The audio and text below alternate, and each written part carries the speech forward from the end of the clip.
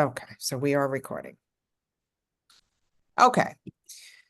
So let me share that again. We do have Spanish interpretation available today. You will see the globe icon on the bottom of your screen. Once you click that, then you will choose your preferred language. Originally, this was not available on mobile phones, but it is available on a mobile phone now, although I do not think anyone is joining on a phone. You will select mute original audio if you do not want to hear the other languages at a lower level. And then we ask that you please mute your sound to minimize interference. Okay, so this webinar is being hosted by Real Transition Partners. We are jointly managed by SPAN Parent Advocacy Network, which is in New Jersey, the Federation for Children with Special Needs in Massachusetts, Include NYC, which is in Manhattan, and the Parent Network of Western New York in Buffalo, and Starbridge in Rochester, New York. So it's a collaborative project. Real Transition Partners provide information, training, and technical assistance and support to parent centers, youth and young adults with disabilities, and their families and professionals. So I'm going to stop sharing. Today we have with us Sean Roy, who is with TransCen, and Sean will begin sharing his screen. And I want to welcome Sean. He's presented for us in the past, so he's been a wonderful partner for Real Transition Partners. So welcome, Sean.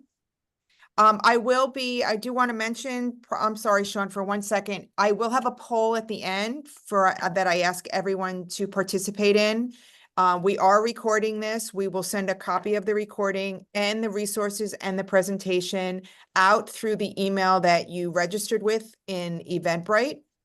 And we will be taking questions at the end, but you can also put them in the chat and I can read them aloud for Sean to answer at the end, or you could just unmute yourself at the end. And so thank you, Sean. Welcome. Of course. Good morning, everybody. Good afternoon, I suppose, for you. Good morning, though.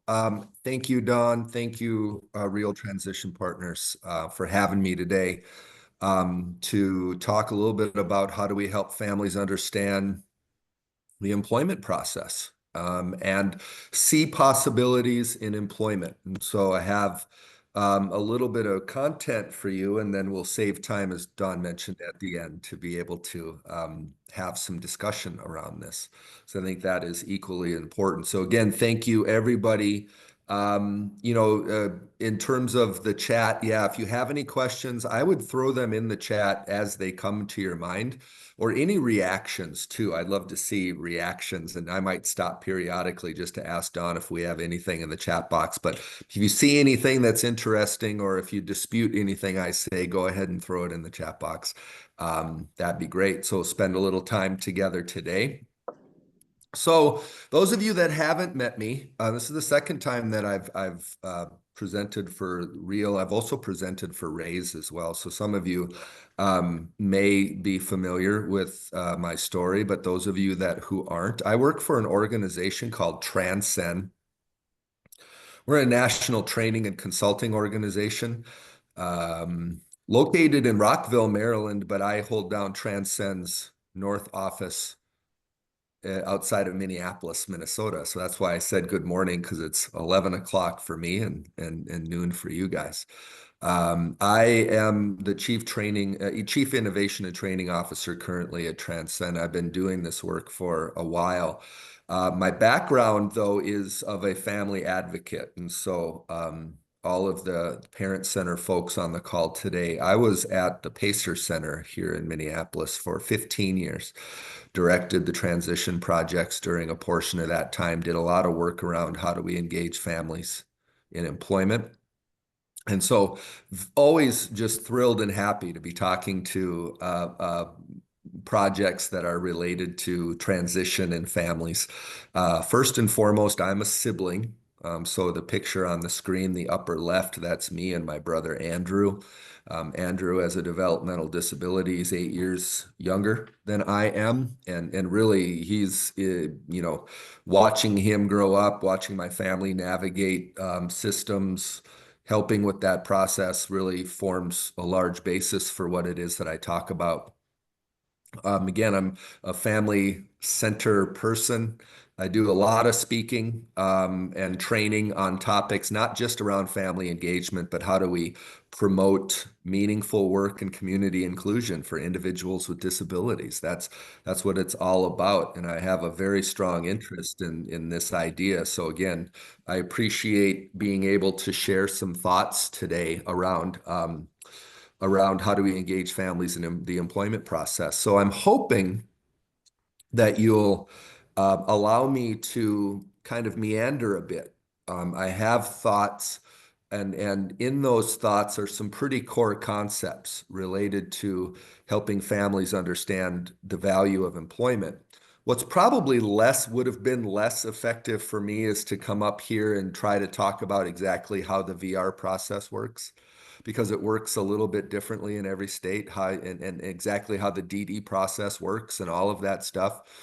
I see that as your guys' role, is understanding locally how it is that all of these things work. What I'd like to do is give you a more global vision of some of the things that I see that we might be able to build upon to uh, strengthen our efforts to promote the idea of competitive employment. I do think that it needs to be strengthened. Coming off of COVID, coming off of just a lot of things in general, I think that we need to reestablish the expectation that we are still working towards a job in the community for anybody who wants one. And we can't let that go. We got to be strong in that advocacy, and share that vision with families. So a little bit of context, though. Um, Families are doing the best with the information that they get. And that information that they get doesn't often include employment. Employment is not framed as a priority for the families that we are working with, especially if we're thinking about families of individuals with IDD and families with higher support needs, right? So I know this is not a conversation exclusive to them. But if we think about them and we think about the information that families get from the time that their kids are young to the time that they get around transition age, they're doing the best that they can with what they get, but what they get is not a lot of messaging about the importance of employment. And so a good example of this is in this slide right here, this picture. This is Jeannie Rowe and her mom, Vicky, right? And so, and the gentleman is a person who works at TransCen. And Jeannie lives in rural Michigan. And I had the opportunity to meet Jeannie and Vicky when I was doing some parent workshops in rural Michigan as part of a project I was doing. And I just so happened to go to the same town twice in the span of about 14 months and do the same session, of which Jeannie and her mom and dad came to the first session. And Vicky, who is the mom, was not sold on the idea of employment at all. And in fact, they hadn't been a lot of talk about if Jeannie was going to be employed after high school. But I was talking about the importance of employment and why it's connected to self-determination and all the positive things. So they came the second time when I came back, and it ended up that they started embracing the idea of employment and establishing some goals in the IEP to be able to make it happen. Jeannie now has been going through some leadership programs through the Centers for Independent Living and the ADA, and she's fashioning herself to become a professional advocate in the state of Michigan, is what she's always wanted to do. But I tell this story because originally that hadn't been part of the conversation in Jeannie's life. And it wasn't necessarily that Vicky didn't want great things for Jeannie. It was that it was never presented to them as something that that should be thought of. There was other priorities. There was other things that always seemed to get in the way.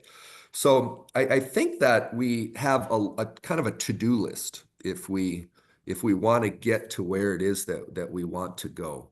Again, this is kind of my wish list and what I think we need to do if we want to be able to change the narrative for families and help them see possibilities in employment, right? So, number one is that we need to elevate employment for all people. We need to elevate the idea that individuals with disabilities can work, and that we're talking about all people here. We need to stop saying, "Oh, we're not talking about the life skills kids, are we?" Yes, we're talking about all people and the opportunity to explore employment for everybody. Now, I will tell you, I know we have things like employment first in place, but the places that I go, and I work nationally, I still see there being very low expectations for individuals with certain types of disabilities when it comes to employment. Second thing is we need to make employment important for families. Because right now we have built an environment where they can kind of take it or leave it, right? It's not really important. It doesn't rise in the priority when families think about what the future can look like. And when you're given a choice, it's pretty easy then to say, you know what, I'd rather choose a day program, or I'd rather choose just keeping them home. And so, how do we elevate it so it's important for families? We need to improve communication of employment service options. Families who are interested in exploring employment are very confused about the array of options that are actually available for people. And the way that it gets communicated to families is in a confusing manner. And so we need to take a look at how are we supporting this. And one way to do that is to consider more direct coaching and navigation supports for families. This idea that we're going to create information and just kind of passively give it to families about their options is not really working. And I think it's time well spent if we think about how do we create positions and funding streams where we can directly support families and help them navigate the world of employment. We're going to find, I think, that our outcomes would improve greatly if families had somebody to lead them through the process. But ultimately, all of those things probably don't make much of a difference if we don't have the capacity to be able to engage families and implement quality employment services. And what I'm looking at in that is schools, voc rehab, and our community employment programs. Because we have this idea of a job in the community for everybody, but we don't necessarily currently have the capacity consistently across the country to be able to implement that, right? And so that's where you get a lot of the mixed messages because it's not caught up, right? The local functioning is not caught up with the concept. When we think about employment, and I was talking to a friend of mine. His name is Don Lavin. He's been doing this work for a very long time. He's since retired. But he kind of talked to me about this idea of a bell curve. And he said, Sean, I think that when you look at a bell curve, you have families on one side of it who are just not ready to talk about employment. They have dug in their heels. They're just not interested. They don't see it, and they're not ready to talk about it yet. On the other side, that you have families that are completely sold on the idea, and in fact they are pushing the process, they're pushing the systems to be able to work faster. And in the middle you have probably the larger bubble of families who just are on the fence, but they need to know a little bit more about it. I would say that our goals are different in each one of these three areas of the bell curve. For the families that are just dug in their heels and said, nope, we're not talking about employment, I think we need to be patient. We need to continue to diversify our messaging. We need to honor what it is that they're saying, but we always need to tell them, give them the opportunity to be able to make that decision. For the families that are already sold, we need to be able to act fast, and we need to be able to consider things that are outside of the box that we are comfortable with and implement a process. And in the middle, I think this is where kind of the bulk of the work needs to be done, because if we can sway the majority of families towards considering employment, we are going to hopefully see a little bit more political will on improving funding streams and improving capacity and making things work a little better. So again, if you have any reactions to this, go ahead and throw it in the chat box. But those of you that have seen me present before, this slide will seem familiar to you. And I use this slide all the time. I used this slide last week. I was in Fort Wayne, Indiana, and I was doing family sessions in and around the towns around Fort Wayne, Indiana. And I use this slide, and it seems to be impactful every time that I use it. So as we talk to families about this idea of employment, and again, I know I've used this previously, but it's just so important. The core concepts. It's my effort to break things down into the three things that I think families really need to know. Number one, everyone can work. Everybody has a skill that if we find it and we nurture it and we make a good job match and we support them, would allow them to lend value to an employment situation. Everyone can work. But number two, work looks differently for everybody. So families will default a lot of times to this idea of 40 hours, right? My daughter can't work 40 hours. And like, no, that's not really what we're expecting right off the bat. Now, if an individual can work 40 hours and work themselves to the bone the same way we all are, then more power to them. But the national average of individuals with developmental disabilities that work in competitive employment is somewhere between like 17 and 22 or something like that, right? So generally, we are talking about a part-time situation. But really, the messaging here is that we can find a situation that works for everybody, that we're not trying to put people into situations that they're not going to be successful. And we want them to be successful. And number three is that employment should be rooted in what an individual wants to do. We need to get away from the mindset or the question of, well, what are the disability jobs? Any job is a job for an individual with a disability, right? And individuals are going to be much more successful if they are doing something that they like to do. If we continue to put people into jobs that they don't choose or that don't match their strengths or interests, what happens then is that if the individual is not successful, and then we put them into another job and they're not successful, and we put them into another job and they're not successful, eventually the narrative becomes they can't work. And I have spoken to many families of adults who are in day programs, and and and the families have said, we've tried employment and it didn't work. And the reason I think it doesn't work for people is that we didn't make a very good job match. We didn't make a very good job match.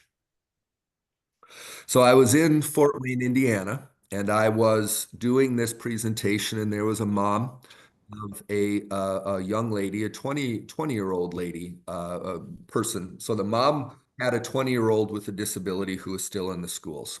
And I went through this. And at the end of the session, she said, I really like the way that you framed that work looks differently for everybody. I always thought that I always looked at jobs that she was going to have a very hard time doing.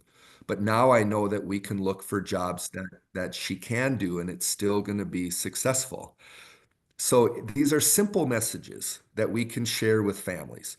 But you have to remember that families don't have a lot of experience with employment because they haven't been talked to a lot about it. They have their preconceived notions of what employment is. And so these are just some ways for us to knock to knock them off of some of those notions and to get them thinking that it's actually a possibility.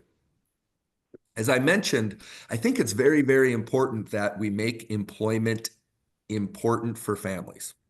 Right now, I think families can give or take it, and they don't see it. You may have heard on the call, you may have heard, why are we talking about employment? My son doesn't know the value of money. I hear that all the time as if the two things it's the only connection. But we know that employment has so many different benefits for a person.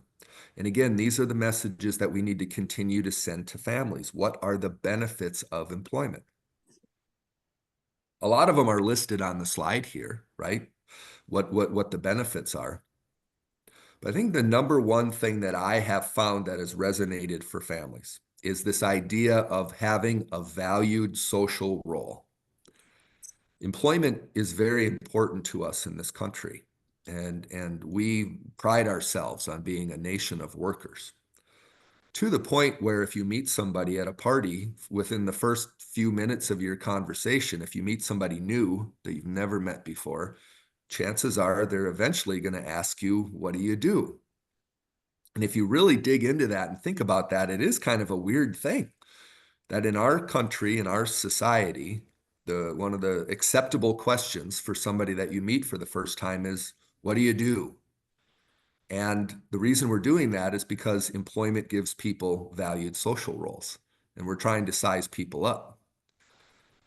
I tell families all the time that there's a significant difference between asking somebody, what do you do? And having them go, I don't work, or saying, what do you do?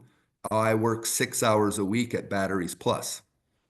Just those 6 hours a week gives an individual a valued social role in our community. Now, if we're thinking about messages that resonate with families, most families want their loved one to be connected to their communities in some way. They don't want them being isolated and separate. And employment gives that connection, that social role, that answer to that question. Now, as we think about how do we make employment important for families, I think that is one thread that we can pull. I think about this in terms of a little bit of a continuum, right? And I want to start with the school years, and maybe we start thinking about it's never really too early for families to think about setting the expectation for employment. Now, I know that I have heard, and had families say, my son is only 10, I don't, we're just trying to get through the day, we really can't think about the future. And I would say it's important for us to maybe challenge that. Now, we're not asking the family of the 10-year-old to identify possible careers, but I would say that we would ask the family of the 10-year-old to begin talking to that 10-year-old about why work is important and how they're going to work in the future. The messages that we get from our families are very important. All of us on this call got messages from our families about what it is that we should do or might do in the future. And chances are we adhered to some of those messages. So as a whole group of people that are here to support families, that idea of getting them to at least set the expectation that work is going to be part of the future is important. Helping families understand that school is not a completely separate thing from the employment conversation. And some families may feel that way because we don't really talk about employment until it gets a lot later in the school years. But what if we help families understand that the school is actually a vital segment of this whole story, of this whole conversation, and that we should align courses and supports not only to be able to get through school, which seems to be the primary focus, but to think farther out to say, how do we build soft skills and hard skills that can all be transferred to an employment situation? So when we talk about helping families understand the employment process, we actually don't want employment always to be seen as a separate process, because then they start thinking, well, I don't have to worry about this until then. But when then comes around, they all often feel behind because they didn't think about it previously. So how do we help families think about it previously? And frankly, as advocates and people who work in this field, we need to continue to let families know that they have to demand employment be the preferred goal of the school experience. I mean, if we never talk to families about employment, then how is it that we are going to be able to have them advocate effectively for their kids? I met a family in Elkhart, Indiana. So I have a big project in Indiana. I have a lot of stories from Indiana, and was doing an interview with a mom who had a 20-year-old son who was nonverbal. The son was at the interview and he was practicing writing his name on a laminated piece of paper. And at the end of the interview, we were talking about her perceptions on what a good life looks like and her perceptions of employment. It's a family interview process that we use at TransCen. And she said at the end of the interview, thank you. And I said, no, thank you for coming in. And she goes, no, no, no, you don't understand. This is the first time in 20 years that anybody from the school has ever mentioned the word employment. 20 years. The kid was 20 years old. And nobody had spoken to this mom about the fact that even though he is nonverbal, he might be able to work someday. It's important that we set that expectation for us as a community, that we let families know that, and we don't want the very first time that families hear the word employment to be, 18 months before they're leaving the transition program. That's not really super effective, right? So here's some questions I think related to employment that you could encourage families to ask schools. This is not an exhaustive list. And I know some of you have done a lot of really Mm. great work around this area. Oh, delicious. Ooh, It it's is spicy. delicious, Sandy. That's awesome. Um, you might want to mute yourself if you're I not might. talking. got him. I got it. Thank you. Um, So this is not an exhaustive list. Some of you that have done probably handouts and briefs and presentations just like this on things families can ask schools, right? So a couple of things that I think come to mind when it comes specifically to employment. What are the pros and cons of keeping my student in a transition program? I feel that if a student is ready to leave school, they should leave school. And that we don't always have a conversation about the pros and cons of that. How is the commitment to employment represented in the IEP? So that's a different way to ask that question. That the idea of the commitment to employment and how is that represented in the actual planning? How are my students' strengths taken into account when exploring employment? So we're not just doing 3 years of the work experience at the Salvation Army, but we want strengths and interests taken into account. What opportunities will my student have to explore jobs that they are interested in? A lot of schools don't have the capacity to do this, or they don't see themselves as needing to do this. And how will we be connected to post-school employment supports? One of the things that school in Elkhart, Indiana did that I thought was so cool is that as part of their transition checklist was helping families apply for waivered services. And actually the same mom who thanked us and told us about employment not being part of the vision initially, also thanked the school because the school was pretty aggressive in having her apply for these services. DD services when the son was younger, and now the services were accepted and he's off the waiting list and he's receiving things, right? Connecting people to the services as part of our school experience, I think, is important.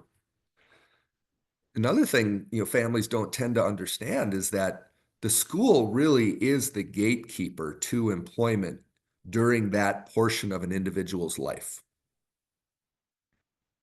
There is it begins with the pre-employment transition services, which I know is not consistently delivered around the country, but families get confused about pre-ets, probably because it's not marketed very well. Pre-ets it tends to get described to families in a jumble, and you know, they go, I don't know what this is. I'm not going to go to the bother to apply for it. Work experiences, the importance of schools and helping kids try the jobs they're interested in. As I mentioned, the application to the DD system. And ultimately, for those who may need it, an open case with the vocational rehabilitation system. All of those things actually are triggered during the school years if you do it correctly. So where does that put us in terms of helping families understand the process? I think it is a more intentional effort to help families understand what the continuum is and why then it is important for people to start with pre-ets, pre-employment transition services, which is meant to be the very first intervention for individuals to start career exploration and getting them down the road to considering competitive work, right? So I think again, as we take a look at this, the school as the gatekeeper to a lot of these services. So again, just kind of meandering here, I want to give you some messages and some tips and some tools, some places for you to consider starting. So this is Alexa and Diane, and they live in Massachusetts. Our friends at the Federation might actually recognize these folks because I worked with them on a project pre-pandemic in Massachusetts. And one of the things that I hear an awful lot of is this idea of families need to let go. Families need to let go and allow their kids to explore employment. And I just got to say that I think it's a myth. And the reason that I say it and the reason that I use Diane and Alexa is that Diane and Alexa were very connected. And I think it would be completely unreasonable to ask Diane to let go of Alexa in any way, shape, or form. It's just not the right messaging to send families. And we're forcing them to make a choice if we say, you know what, you just got to let go and trust us. I think there's other ways to frame the idea of the value of individuals having new experiences and exploring employment. So my message here is that when we think about those families who are apprehensive, that haven't quite come around to the idea of employment yet, like we saw on the bell curve, we need to be careful about assigning blame, and we need to think of a different way to message both, right? The new experiences and the value of employment while still recognizing that individuals are connected with their families. We are all connected in some way with our families, or most of us are. We live in the context of our families if you've ever been through the Charting the Life course materials.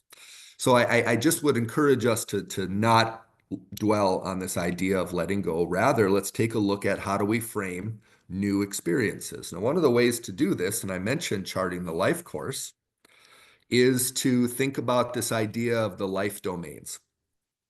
So Charting the Life course, if you haven't heard of it, is a person-centered framework out of the University of Missouri, Kansas City.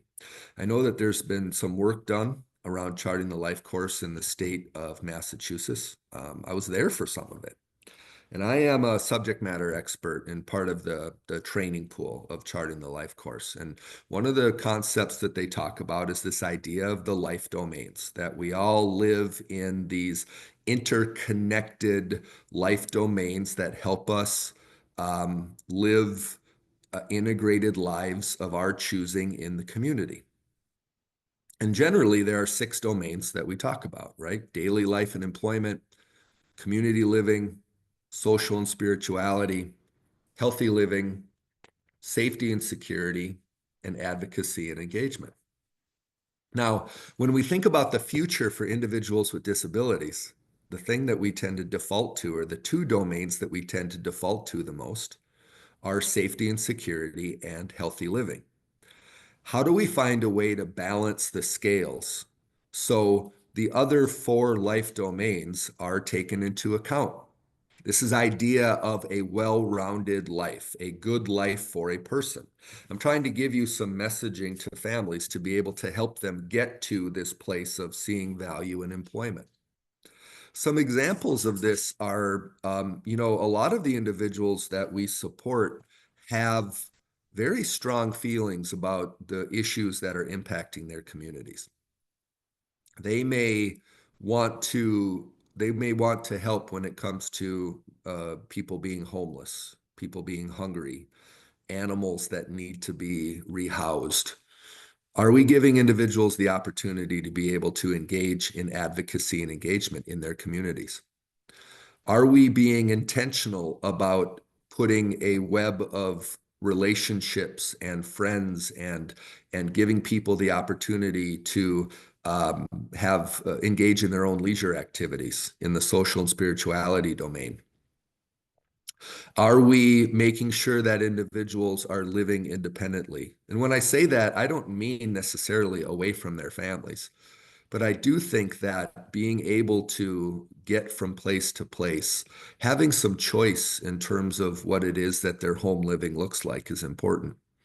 And then finally, this idea of our daily life, which can either be school or employment, volunteering, establishing routines, this constant acquisition of life skills. One way to plan this out is using a tool. Now, this is something that I sent to Dawn, and this is part of the package that you're going to get. This is the Life Domain Vision Tool from Charting the Life course. And basically, this says there's two versions usually of the Charting the Life course tools. There's a family-centered version or an individual-centered version. And the difference is you'll see in the wording in the tools. So sometimes it may say, this is my vision for the future. And sometimes it'll say, this is my vision for my family member's future. That's really the only difference in the two versions. But if you go to lifecoursetools.com, and it's all on the bottom of the page here, but it's lifecoursetools.com. You'll be able to see these versions. This worksheet might be effective for you if you work in a school or if you work in a day program or if you're a case manager, to help a family embrace the idea that a good life is a well-rounded life. And a well-rounded life includes all of the life domains, which includes the idea of employment. I want just trying to get at this idea of families embracing the importance of employment, giving you some tools to be able to do that. So let's move forward. The customized employment process. Now, the title says let's understand the process. I want to be able to show you the process here. Generally, this is how the employment process works. Now, I know that it's different for maybe for different agencies, but I think for families to understand, there actually is a process here that we're going for. It should start with a strength-based approach and the individual understanding or are gaining an understanding of the individual's strengths and interests. It then moves on to what do we do with this information? What kind of jobs do we think would be important for that or match the individual's strengths and skills? And then we explore in our communities what are the businesses that actually do those jobs. We target employers, we network for contacts, and then we do what's called an information interview, which is we go and the individual and the family are not there, but we go and we talk to the employer and we say, let me learn a little bit more about your business so I can try to make good job matches for the people I serve. We evaluate whether or not it is a good job match based on the person that we're trying to job develop for. If it's not a good job match, it's okay. We just start over. We don't want to put a person into a job that it's not a good fit. If it is a good fit, we want to present the solution to the employer in a way that maximizes what the individual will be good at and minimizes what they might not be good at. A customized employment is when we are actually identifying specific tasks that the individual is going to bring value to and that the employer needs done. It's not necessarily job carving, but it is a way for us to help people with higher support needs bring value to the employment process. And then we have job placement. This idea of engaging families and helping them understand the process, I have presented this to families before, and it's pretty effective because they see then that there is a step-by-step approach and there's a goal for each of the boxes. There's a purpose for why it is. And this might help individuals and this might help families understand a little bit better about what's taking so long, basically, in the whole entire employment process. So, as we know, families play a huge role in this. And again, if you've heard me talk, you've heard me say, we have to engage families in the process. So, my message here is that we have to make sure families understand that they are not a passive participant, that we need their energy and their information to be able to be successful. Right? They're not going to sit around and wait for what's happening. So there's a lot of killer concepts here that when we talk about a strength-based approach to employment, we get stuck on this idea of readiness. People get stuck in job readiness programs for decades, and we don't want to get stuck on readiness. We don't want to be the reality police. It's not up to us to say whether or not a person can do it or not. It's up to us to try to find ways to support a person to be able to do what they want to do. And low expectations, absolutely killer. The young lady in the picture is Jenna, and Jenna wanted to be a teacher.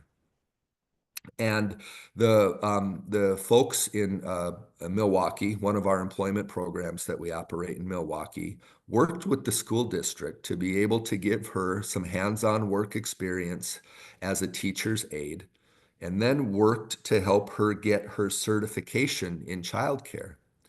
So initially, people were like, Jenna, you can't be a teacher.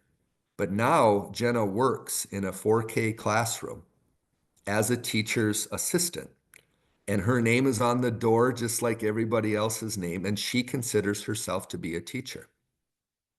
So we can be creative with the types of jobs that we offer people. I met a young man named Jordan in Warsaw, Indiana, last week. Jordan is about, I'd say, 40 years old. He has Down syndrome, very limited communication skills.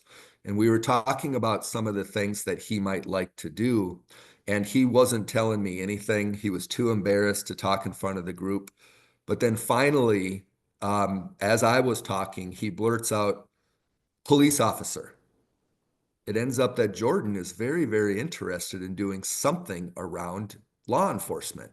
And he just lit up. I'm like, that was it. He went from in his shell to the thought of being in that field was exactly what it is that he wanted and needed. And I think that we can help families understand that there's ways for us to get to these places. There's ways for us to make some of this happen, even though it may feel like it's not exactly doable for folks. So I know that we got a little bit of a late start, so I'm gonna jump ahead a little bit. One of the things that I also sent you was a tool that we use at TransCen called the Positive Personal Profile. And Positive Personal Profile is a simple one-page inventory of a person's skills and interest.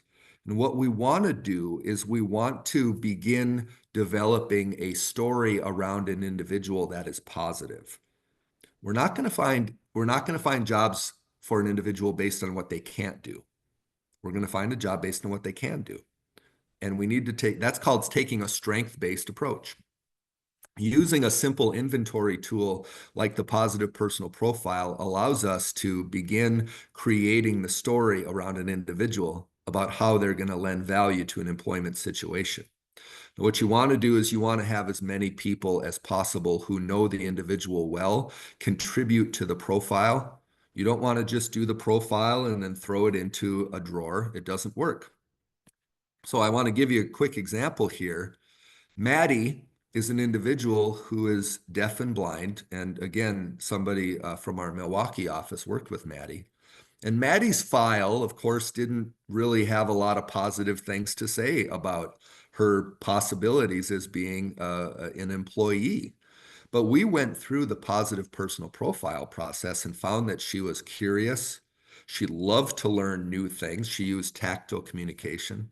She liked working with her hands. She's always smiling. She enjoyed the cooking process and she loved the swim, right? So what we did was we put together a positive personal profile.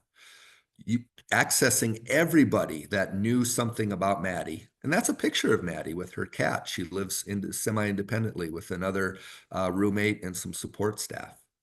And so today, Maddie, she previously worked 18 years at Pizza Hut, putting together pizza boxes. And then she changed jobs, and she's been 12 years at the Menominee Falls School District in Wisconsin. And what I really, really love about this story is if you look at her schedule on the right, it is work and the things that she likes to do. Work and the things that she likes to do. It's not being at a day program all day long. It's work and the things that she likes to do in the community. And this is a person who's deafblind, of course, who upon first glance you wouldn't think would be able to be employed, right? One of the things that families often ask is about our work supports or job coaches. So a key message is this, that it's still a competitive job, even if you need supports. If you need a job coach to be able to learn new things and to be able to support you on the job, as long as you're doing real work, it is still a real job. And that's an important thing. Now, the same way that we gave you some tips about interviewing schools, we also can give you some tips about interviewing service providers. The message to families is this. Families can interview service providers, employment and day programs, and pick the ones that they feel most comfortable with, the ones that have program offerings that align with what they want to see happen in the future. You're not stuck with who it is that you initially get. And families don't know this, right? They're like, oh, I work with these people. Nothing's happened for 8 months, but oh, well, they're the experts. No, go ahead and interview the service providers. Ask them about the programs they offer. Ask them about their person-centered practices. Ask them about their commitment to employment. The hot link below is a list of questions that you can ask disability service providers. And I actually found that from an organization in Australia, right? In Australia. And I read through the questions. Every one of them are applicable, right? Again, if you've got questions for me, throw them in the chat box. I'm going to finish up here in just a minute, and then we're going to go to questions. There are just a couple of things that I wanted to get to first. So again, I know we got a little bit of a late start, so I'm gonna skip ahead to thinking about Social Security because it is a big thing. But let's just be honest. Social Security is not a path to prosperity. Okay. So we need to be able to provide consistent messages to families to encourage employment and dispel myths. But we also need consistent access to benefits, information, and planning. And our field in general needs to continue to advocate to revise that system because it's currently outdated and incredibly hard to use. And we often think of it as, oh, well, we're kind of stuck with it. We can make changes to those systems if we have enough political will to be able to do so. Finally, just a final thought here. I was doing some training in New Orleans earlier this year. So this is me in front of a group at the Arc of Greater New Orleans. And one of the things I like to talk about is employment agencies and how they got started. Most employment agencies, most disability service agencies, I should say, like the Arc of Greater New Orleans, were started by families. And in fact, in 1953, a group of families in New Orleans got together around a table, I'm presuming, because they had limited options for their loved one with a disability. In 1953, if you had a child with a disability, it was either institution or home, but there weren't a lot of options in the community. A group of families got together and said, we want something better for our kids, right? So I think it's an interesting thought. What if a group of families of 10, 11, 12-year-olds got together in 2024 with a completely blank slate and envisioned what they think the ultimate program would look like? Because right now we're kind of stuck with the 1953 group of parents with maybe some slight modifications. We need to reimagine this service system and how we're supporting families, because right now we're trying to keep the boat afloat, and it's time for us to do something a little bit different. What would the families coming up through the ranks want for their kids? And how do we align ourselves with these new ideas that our young families might be bringing to the table? TransCen.org, you can learn more about our training and everything that we do. My email is right there. My son drew that picture. I love it. Dawn, what kind of questions do we have? So we have one question here, and I'm going to put up the poll while we're answering questions. So if you could Hey. please take that, that would be wonderful. Now I gotta, oh, let me launch it. Okay, there we go. So the one question we have here from the chat was, I live in a rural county in New York and only know of one service provider. Our experience thus far has not been positive. Is there a resource for me to research other providers? Most states have a provider organization. They are a professional organization of providers. And again, I'm in Minneapolis. Somebody might be able to throw into chat box, if you're from New York, what your provider organization is. But another strategy would be, and she said she thinks the survey is for the Priett's presentation, not for this presentation. Another strategy would be, I'm sorry. You can go ahead. It's the same questions. I'm sorry. I must have put the wrong title there.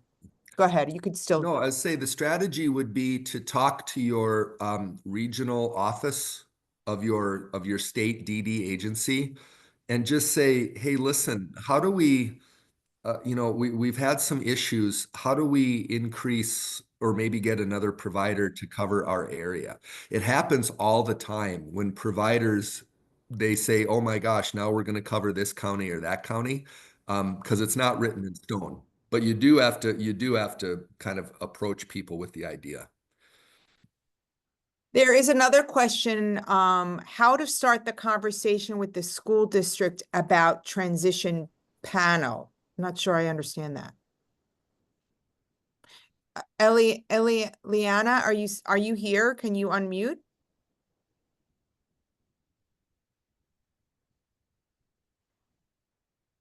She may have already left. Okay. And that was it for, there was some comment. Oh, here. No, there's just a comment that if students get the ability to develop employability skills in community businesses, this would show families that they can work, but businesses are not stepping up to offer school-based, work-based learning programs and the ability to have the student develop the skills they need to become future employees. So basically, they're saying that not a lot of businesses are. I think that I honestly think that if we approach businesses in a different way, we would get more businesses on board with the idea of working with the schools to be able to have those types of programs. The problem is that we approach businesses, we say we work with kids with disabilities, what can you give us? And it becomes a one-sided conversation. We need to say, let's partner to be able to build the work skills for the future workforce. You start using language like that, and then it makes sense to businesses. Because right now, what we're doing doesn't make sense to businesses. That is kind of a common theme as far as I'm concerned. When we run into a barrier, chances are what we're doing is they're not making sense to businesses. And if corporate office says no, then you move on to the next business. because there are a ton of businesses out there, Mm. right? Yes, there are some corporate offices that are got themselves wrapped up and said, we're not doing this. Don't beat your head against the wall. Go ahead and, but you can also engage your state Department of Education and say, hey, can we have some conversations on another level about creating a business network for student work experiences? But it's a valid question, and I understand 100% Yeah. that people run into that. It takes a lot of groundwork and it takes a lot of reframing. So what Ileana was just saying was, how does you start the conversation with the school, I guess, with regard to the goal of employment? You know, schools, for whatever reason, have given themselves the latitude not to think about employment for our students with high support needs. And one of the issues there is that there's no accountability. They're not expected to do it. There's no, I mean, we have it, we think we should do it, but when the rubber meets the road, there's nobody there saying, hey, we should do it. And so again, it's related to how do we establish the ethic within the school to be able to make it happen. And I would say, unfortunately, it's like everything else, the parent needs to really push the issue and make sure that it's starting when the transition plan begins at the age of where it is in your state, 14 or 16, that this is the goal for the young person and that, right? And one of the, and I know we're running out of time, but one of the problems with pre-employment transition services is that schools they come to rely on pre-ETs for their employment service delivery. They're like, we do employment, it's called pre-ETs. Like, no. Right. Pre-ETs is a separate program, and there's still responsibilities for the school to be able to build work skills and provide work experiences. But again, this is something that needs to get untangled, because right now our low expectations are keeping us from having there be any accountability on the school. Just trying to see, there are a couple more here. And I do want to mention that since you're talking about pre-ETs, that we do have on December 12th, a webinar on pre-employment transition services, what they are and who's eligible. So I will send that out when I send the recording out, so you can register for that as well. When working with local vocation center, they push us to box picking jobs or low-level office jobs, which my son is not comfortable with. He's interested in marketing and graphic design. What are some other options? That positive personal profile. Build a positive personal profile around your son to start creating a narrative that he has skills that can match with different types of jobs than he's being offered. Yeah, Having done this work for a long time, the challenge is also that the school day is time limited, and families truly need to partner with the school district team to really plan fully to discuss the outcomes. So that's not a question, it's just a statement. no, there's a lot of great comments here from Yeah. people. It sounds like people are connecting with the Yes. information. Again, feel free to contact me. I'm going to throw my email in the chat box here.